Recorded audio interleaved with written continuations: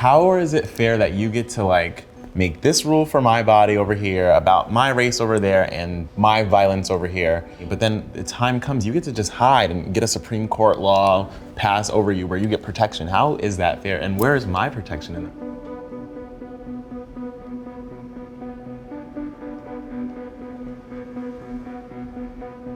When you're thinking about electoral strategy, your relationship to voting, going into something like the midterms, how are you thinking about where your power is as a voter? To focus more on actually like what are the needs that need to be changed and what the media is throwing at me. Because if we're talking about like Roe v. Wade, that's in the hands of the Supreme Court. And we have a Democratic president, but in terms of like who has chose the conservative or the people who are gonna overturn Roe v. Wade, that's a decision and a problem that's not gonna be solved within 4 years. That's a whole nother issue. But if we're thinking about things like climate change or like bill policy from state to state and in terms of the entire country, I think that's a different question. In reality, a lot of Democrats are not as Democrat as they think they are.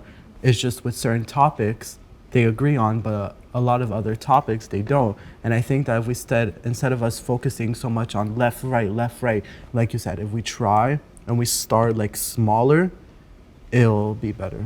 So we're now talking also about the Democratic Party and how it either functions or does not function well. But when you think about voting too, I guess who do you think would be to blame, right? Do you blame the Democratic Party itself for not being active, not moving fast enough? Do you blame non-voters, for example? We have like Kamala Harris, who everyone is supposed to be so happy about because she's a Black woman, but she's a Black woman, yet she's not doing anything for women, for trans women, for anyone. So it's like, I don't see her getting out there and saying like, oh, like we gotta do this or whatever, unless it's like the first day of Pride Month. So honestly, I truly think it's the people that we vote for, and I don't ever know if the system's gonna change, because how do we ever know if someone's gonna be true to their word? But the main people that are getting the brute end of all of this are these minority people in these communities that we aren't funding. It goes the same with like Black trans women and rights to gender affirming healthcare, and how white trans women will most definitely have access, especially rich trans women have access to gender affirming care when Black trans women will not. When I think about Roe falling and about access to abortion, that is something that will always be available to rich people also, like whether it's going to a different state or even going to a different country. So it's not only race, but that's also compounded by class. And there's no statistically significant difference in the rate of abortions. It's just the safety of the abortions that occur. So I think the whole thing it is a religious issue, and it's also an issue of control and who gets to be controlled. I think it's really easy to blame states' rights, right, as like the loophole that's allowing Roe v. Wade and abortion rights in general to be overturned. But states' rights is also something that, for example, is why certain states can raise the minimum wage, right? There are other things that at the state level they've been able to codify protections for marginalized people. So do you think states' rights is a good thing? I never really had a problem with it until now. I'm now thinking that they have a little bit too much power, because the fact that Texas is able to have the legislation in place that they have, like, you can rat someone out for having an abortion and take them to court for that, and you will be paid, like they will be fined.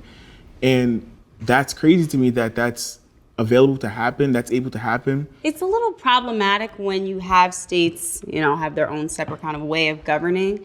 And when it's kind of counterintuitive for people to get resources and to be safe, I think that's when it's an issue. And I think, the federal government should step in there. I agree on the fact that there are some things that the state should be able to legislate. I think they should be able to legislate like minimum wage, because it depends on where you live and how that factors into your life and your livable experience or whatever.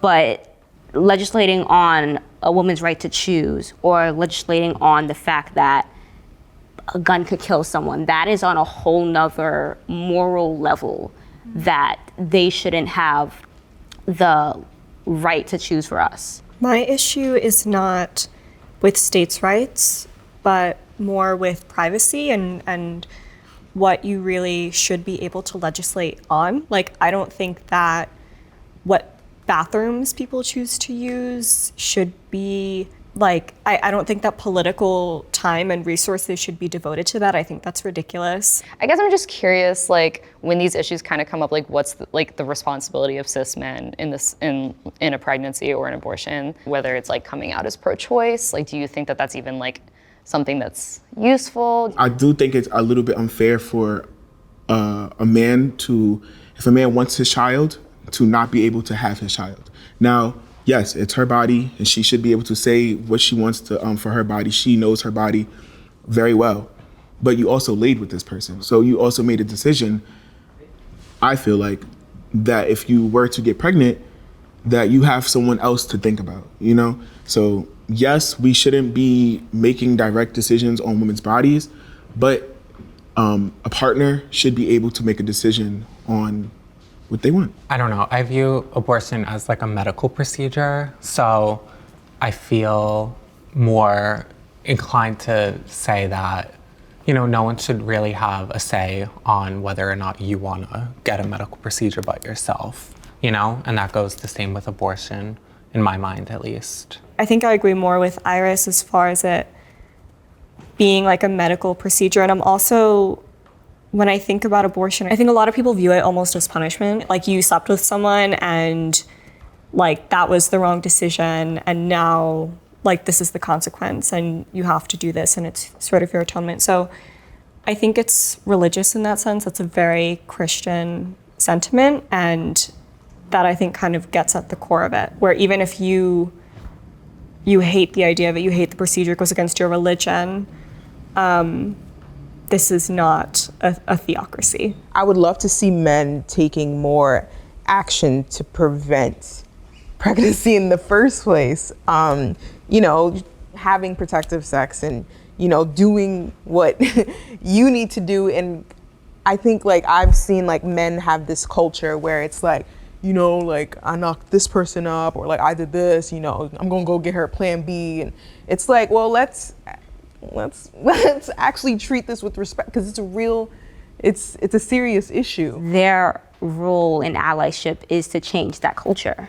That's the biggest thing they can do. Stop making it so normalized, like you said, to put everything on the woman to not get pregnant, or for, to make her stress about choosing between to have a child or not.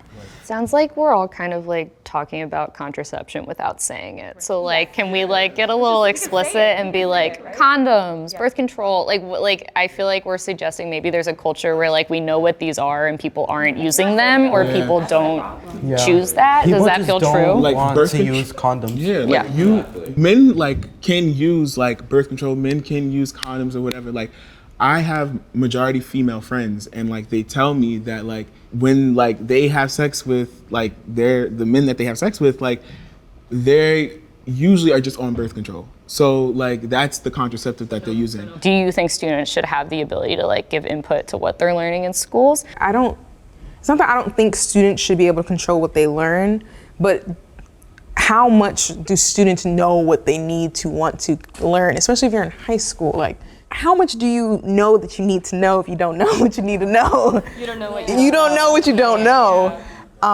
So I definitely think that what we're learning, obviously more needs to be implemented, but I just don't think students know to the full capacity what they're missing until they get out. I think the school needs to do a better job at just basically teaching sex education. Like with the teachers, make sure you have teachers in a room that aren't going to push their values or their morals onto these children. Make sure that they're just teaching the curriculum. What difference, if any, would it have made to like have just learned really basic gender and sexuality information in schools? I would be very much more confident in deciding to transition at a younger age if I knew about it, because I was so fearful, and like the definition of not being confident, like I did not believe I could ever do it until I did. I agree with Iris that just like we've progressed, like we should normalize that people in high school could be transitioning, and that some people don't know their gender. I just think I would have been more confident as a teenager, and I would have been able to be more authentic to myself. I was always trying to figure out who I was and always trying to like be like other people. And I think that happens when you don't know about yourself. If you don't know what it means to like be like gay or be like any of these things, then you don't really have the word for it. And I feel like that's what happens in a lot of scenarios with a lot of children under the LGBTQ spectrum. Like they just don't know the words or the language, and then they're just stuck for a few years until they figure it out. I definitely think it made a big impact on who I am today. If I knew about it when I was younger and it was being taught in schools, I would have felt less ignorant than I do now. And I'm still learning about it because I had my biases and I'm still learning to unbreak those, you know, because I was only kind of like taught in a way through my home, through my church, through the people I just surrounded myself with, but never in like a real educational way. My father is religious, he's a Republican, my mother is Democrat, so we don't push these conversations, but when we do have them, it definitely brings a little, I agree with you, but not on that. I disagree with you, but we can agree to disagree and stuff like that. And I do find myself being like you said before, kind of like an educator to our parents a little bit. And it makes, in that way, it makes me feel less ignorant, which I appreciate with our generation because we push those issues to be taught and to be known so we don't grow up with the biases that our parents had when they were younger. A lot of people did go protest outside Brett Kavanaugh's house after the Roe v. Wade leak came out. And then a lot of other people were like, oh, you should never protest outside like a politician's house. Like this is the political sphere. It's inappropriate to go take this to somebody's front door and make them feel unsafe. Do you think there's a line when it comes to protesting towards politicians or elected officials, or in the case of the Supreme Court, like their appointees, right? Like you didn't vote for them, but they still have a lot of power over like your life. I don't think it was extreme at all for them to protest in front of his house. If they weren't on the lawn, if they weren't trying to smash his windows or bust in, it's a regular protest, you know? I think it got to the extreme where other groups, we all know who, broke into the Capitol.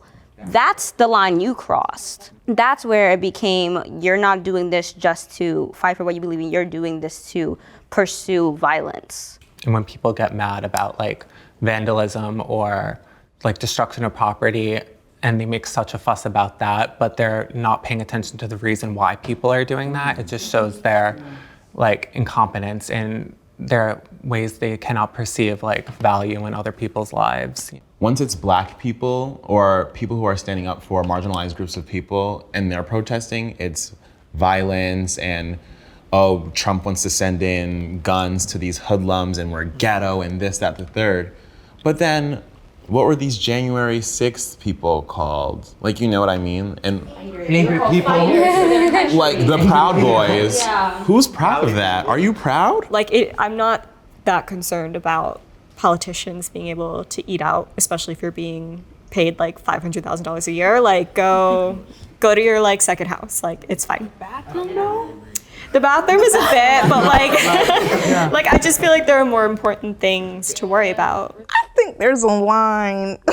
I think the line are those two V's. Let's start with the two V's, violence and vandalism. And then when it comes to like, I guess personal space, because like, I think it's I'm. That's hard to say though, because I know. As a politician, you're more like a public servant to us. But if you're eating and someone's in your face and you're peeing and someone's in your face. I'm gonna call on Dominique then Kai. All right, Yeah, I agree to the point that you were gonna say. And I feel like politicians, they work for us and they're supposed to be our representatives if you wanna look at it that way. So I think, yes, you shouldn't like start violence with someone, but I feel like that also goes to community building. Don't go somewhere and you know you did something harmful to these people and you're sitting here eating lunch. I think people should have a right to confront you, you know, and if you don't want that, then maybe either go somewhere else or switch professions. But if you're taking away people's rights, you should be confronted at pizza. Being a politician comes with a consequence, and even if you are being followed, if it is continuous harassment, you do have the right to take legal action, but no one told you to be a politician, and you're not forced to be a politician either. You decided to get into that field, and you know the consequences. Although we did just see Congress pass a law to give Supreme Court justices more protection, specifically in response to the Brett Kavanaugh situation. If we were to put more protection for politicians, it would have to go for more other individuals as well, because politicians don't have like they shouldn't feel more protected than regular individuals. How is it fair that you get to like make this rule for my body over here about my race over there and my violence over here, but then the time comes you get to just hide and get a Supreme Court law pass over you where you get protection? How is that fair? And where is my protection? See, my problem like arises when things like that is done. So that's done for those politicians, right? What about all the people who were at the voting booths who literally like had people trying to kill them, like murder them? I'm sorry, like I'm just staying with Juliana on this. Like I just feel like you took on this role, and I mean I wouldn't want anyone that I help get into office to be harassed or anything like that. But you took on this role, and some people may feel like you're ruining their lives. Some people may feel like you have destroyed their lives.